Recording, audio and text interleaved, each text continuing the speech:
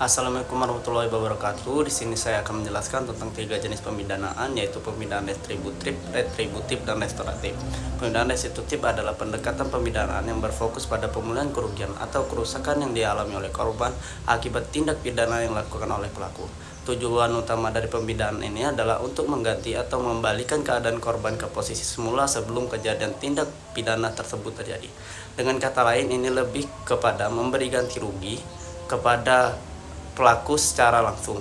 Pemidanaan restitutif dapat mencakup berbagai bentuk kompensasi, yaitu satu, pembayaran ganti rugi. Pelaku harus memberikan sejumlah uang kepada korban untuk menggantikan kerugian material yang timbul akibat tindak pidana seperti biaya perawatan medis atau kehilangan harta benda. Yang kedua adalah pemulihan kerugian. Selain uang, dalam beberapa kasus pelaku mungkin diwajibkan untuk mengembalikan barang yang dicuri atau melakukan tindakan lain yang bertujuan untuk memulihkan keadaan korban. Yang ketiga adalah aksi pemulihan lainnya.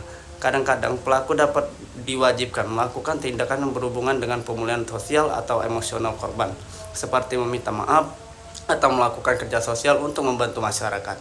Dengan pendekatan ini, tujuan utamanya bukan untuk menghukum pelaku, tetapi untuk memberikan keadilan kepada korban untuk memulihkan kerugian yang mereka alami. Hubungan sosial antara pelaku dan korban serta mendorong pelaku untuk bertanggung jawab atas perbuatannya dengan cara yang konstruktif. Yang kedua adalah pemidanaan retributif.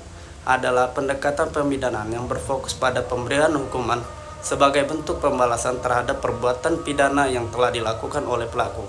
Pendekatan ini didasarkan pada prinsip keadilan yang mengutamakan bahwa setiap perbuatan pidana harus diikuti dengan hukuman yang setimpal.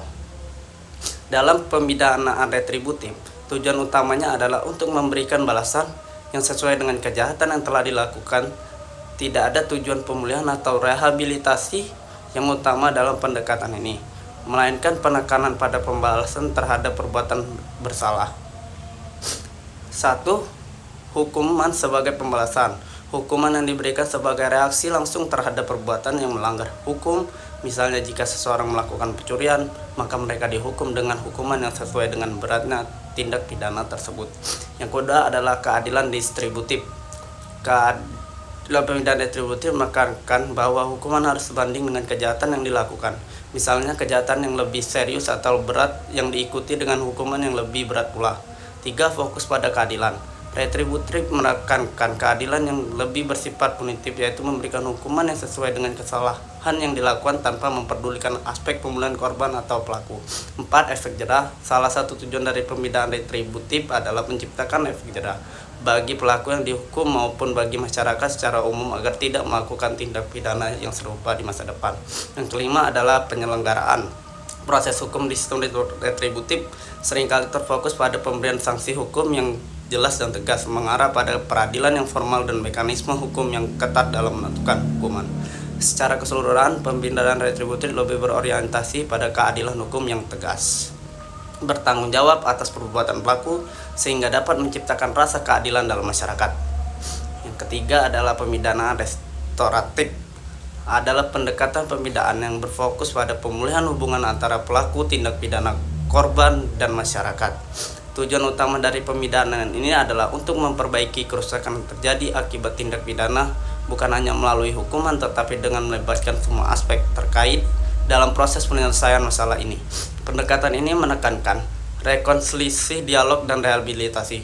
Beberapa prinsip utama dalam pemidanaan restoratif adalah 1. Dialog dan mediasi. Pemidanaan restoratif sering melibatkan proses mediasi antara pelaku dan korban, dan di mana dapat berdialog secara langsung untuk saling memahami dampak dari kejadian yang telah terjadi. Dan pelaku dan korban saling memaafkan. Yang kedua adalah tanggung jawab pelaku. Pelaku tindak pidana diharapkan untuk bertanggung jawab atas perbuatannya, tidak hanya dengan cara dihukum, tetapi juga dengan mengambil langkah untuk memperbaiki atau memulihkan kerugian yang telah ditimbulkan. Ini bisa berupa permintaan maaf, ganti rugi, atau tindakan lain yang berfokus pada pemulihan korban. Yang ketiga adalah rehabilitasi dan pemulihan. Pendekatan restoratif bertujuan untuk merehabilitasi pelaku, bukan hanya menghukumnya. Ini melibatkan program-program yang mendukung perubahan perilaku pelaku agar tidak mengulangi kejahatan seperti pelatihan keterampilan konseling atau rehabilitasi psikolog. Partisipasi masyarakat. Pemindahan restoratif juga melibatkan masyarakat dalam proses penyelesaian. Masyarakat dapat berperan dalam memberikan dukungan terhadap pelaku dalam perubahan perilaku serta membantu korban untuk kembali berintegrasi dalam kehidupan sosial. Yang kelima adalah penyelesaian yang bersifat holistik. Pendekatan ini mengutamakan penyelesaian yang tidak hanya memandang pelaku atau korban secara terpisah, tetapi berusaha mengatasi kerugian yang dialami oleh korban dan memberikan kesempatan bagi pelaku untuk bertumbuh dan memperbaiki diri. Pemindahan restoratif mengedepankan pemulihan hubungan sosial dan keadilan restoratif daripada sekadar memberikan hukuman yang bersifat punitif. Pendekatan ini berusaha untuk menciptakan keseimbangan antara hak korban untuk mendapatkan keadilan dan kesempatan bagi pelaku untuk bertanggung jawab serta berubah menjadi pribadi yang lebih baik. Ya, mungkin itu saja yang dapat saya sampaikan. Terima kasih. Assalamualaikum warahmatullahi wabarakatuh.